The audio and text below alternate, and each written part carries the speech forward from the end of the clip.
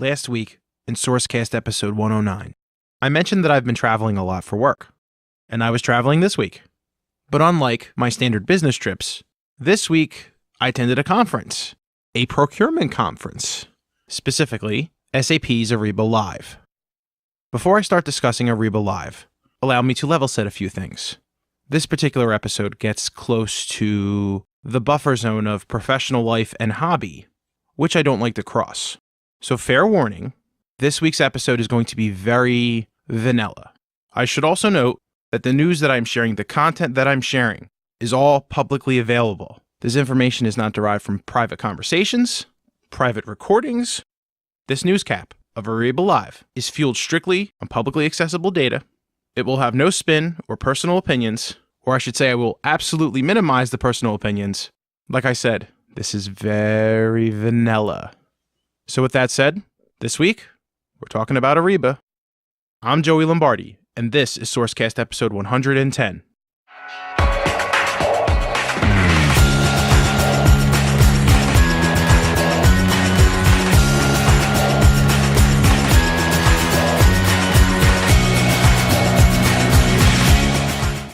For those of you who are not familiar with what Ariba is a suite of procurement tools. German company SAP purchased Ariba in 2012 for $4.3 billion. And since that time, the Ariba tool has been growing and increasing its functionality. If you use Amazon, that is essentially a consumer procurement tool. You go on a site, you say you want to buy something, you type it in, you purchase it, and you pay for it, and they ship you the item. You're typically not charged until the item is shipped. Heck, Amazon even sells services through their site now, so you can get maids and light fixtures installed. Ariba is striving to be that one portal for corporate consumption, so you can buy computers and consulting services and all of that stuff in one portal. Actually, here's the new Ariba president, Barry Paget, talking about user experience. I think it ties in nicely. You know, the consumer's getting really, really picky, and so is our buyer, and so is the user at the companies that we serve. Take this young man, for example. What are you working on here? Snapchat, texting. Did you get a big, thick manual when you got that phone? Manual? No. How did you figure out how to use that without a manual? I mean, it's pretty simple. You turn it on, you set the passcode. I mean, it's not very hard. What if every time you got an app, you had to go to a training class first before you could use the app? That would suck. Yeah, it would suck. Every time I download an app and open it, it's pretty intuitive.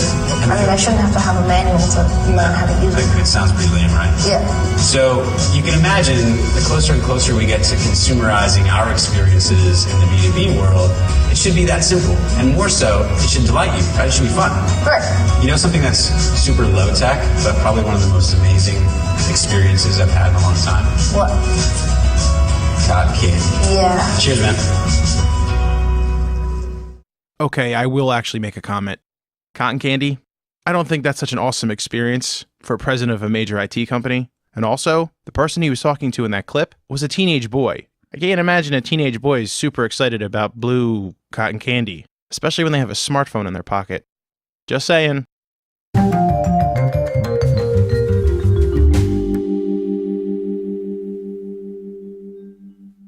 So a company can go out and negotiate contracts for pens and papers and computers. They negotiate superior rates than just going out to an Amazon at a corporate level.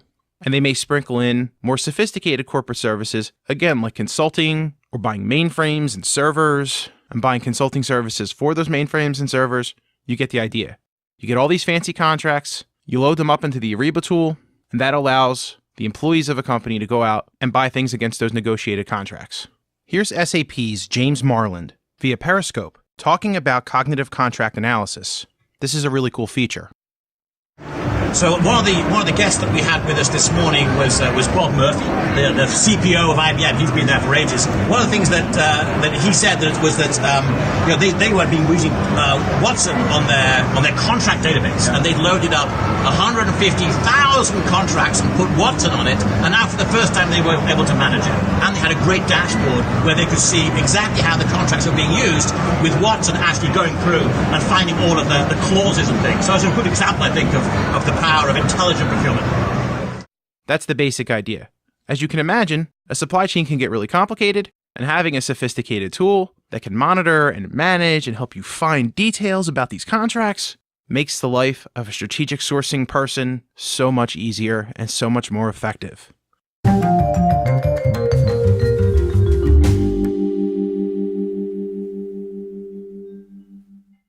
Now that you have a very basic picture of what procurement software does, this conference, Ariba Live, gathered 3,300 strategic sourcing professionals into one place to learn about this tool, to understand the roadmap, to understand the new functionality, and to understand where this product is going over the next few years.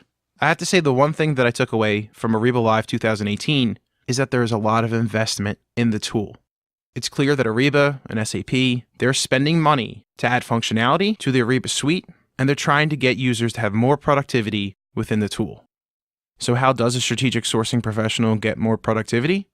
Well, it's a favorite topic of mine on this podcast. That's artificial intelligence, or automation, or cognitive intelligence. Whatever you want to call it, there seems to be a very strong focus within Ariba this year. That shouldn't be a surprise, due to Ariba's strategic partnership with IBM, who obviously has been working on artificial intelligence via the Watson platform for several years. IBM had a procurement suite of their own that they acquired several years ago. It was called mTaurus. In June of last year, IBM decided to sunset mTaurus, and they announced strategic partnership with SAP Ariba. So IBM is helping some of their customers that were on the mTaurus platform move to SAP Ariba. During one of the two keynote speeches, the Ariba team showed off a couple of commercials. Here are a couple of sound clips from one of the commercials that seems to focus on the idea of artificial intelligence and cognitive intelligence and how that could theoretically help in the supply chain to make things more efficient and less manually intense. Case in point, we've got sensors like this telling drones like that about aging parts before they're a problem. It immediately triggers a requisition for the right part from the right supplier automatically, automagically. As I mentioned before, a major theme of Ariba Live 2018 featured a heavy focus on artificial intelligence, but the theme, the overarching theme, the master statement of the event was focused on sustainable procurement, socially responsible procurement. I was actually able to attend an Ariba event in December of last year, and that focused on a very similar topic. And the basic concept is companies should buy from socially responsible companies and supply chains, making sure that you're not purchasing from a factory that encourages child labor or gets their meat or fish from endangered species or protected zones. It's essentially making sure that you're not purchasing products that were a result of illegal actions or were a byproduct of socially irresponsible behavior. Here's another clip from that Periscope session that I shared earlier in the podcast. This one obviously covering sustainability and social responsibility. Let's think about sustainability. Let's think about corporate social responsibility. We definitely don't want to have child labor in our products. We want to ensure that we only have sustainable products as part of our supply chain. So therefore, that's really where I believe everybody can make a difference. Start on a private side, very personal, and then think about what you can do for your own company. And if you don't think that's happening today in major corporations, Apple literally just released information that they conducted an independent audit of their supply chain through a third-party company. And according to a Reuters article, they found some serious problems. Last Wednesday, Reuters reported that Apple had found a number of serious violations of its labor and environmental policies for suppliers. And they found that these violations occurred because suppliers were falsifying specific data that Apple was looking for to avoid these violations. Out of 756 suppliers, Apple found 44 core violations of its labor rules, including 3 instances of employees forced to pay excessive fees for a job, which is a practice that Apple banned in 2015. Due to issues that have occurred in the past, specifically around the manufacturing of iPhones, they're taking extreme measures to make sure that their supply chain is clean and violation-free, which goes back to the mission statement of Ariba Live. So this morning we had the demos, right? So 2 or 3 demos, and what was really interesting for me about that was how this message of procurement with purpose actually appeared in the software. And so Padmini showed how an end user, when selecting the winner of a sourcing event, could actually look at the corporate goals around sustainability, and then she could choose a supplier that would align to those goals, and therefore make every employee an advocate. I think it's great how we actually are bringing these things actually into the software. These things are happening, and because of the technology that's available, consumers and corporations, they have the ability to make educated buying decisions on whether or not their products are coming from potentially complicated supply chain areas. I don't know if procurement and supply chain is going to save the world, but being a smart consumer, being an educated consumer, certainly makes the world a better place.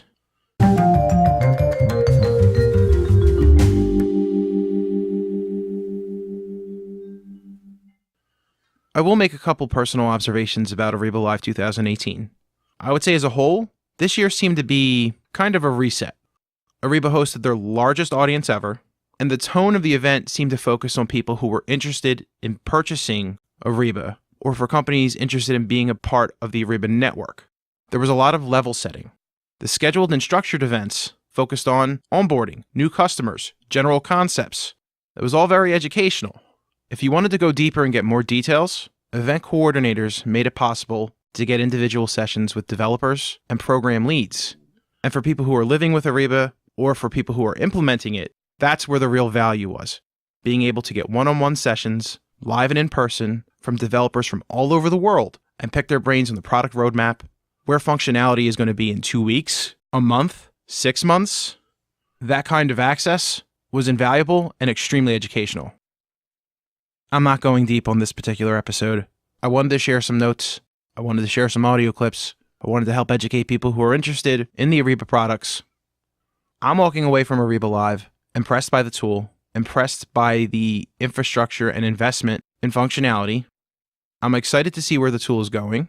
I will say that a lot of the messaging at Ariba Live this year was the art of the possible.